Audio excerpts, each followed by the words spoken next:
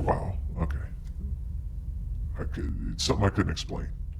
I didn't know if it was the wind or the knob wasn't working right or what it was at that point. I had filmed the door opening so many times at night. Like clockwork, 12:34, it opened every single night. I started going through home movies of times when I filmed around the house. I started looking for things in home footage. My family had come to town, and I was walking around with the camera, filming the whole family. Hello, say hello. Hello, and my new mom.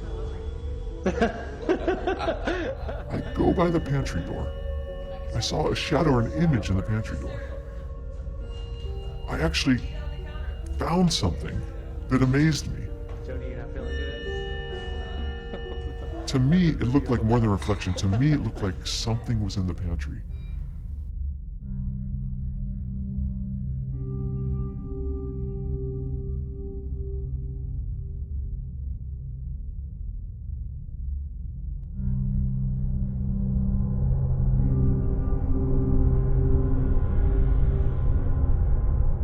Went back and looked at the footage that I filmed at night.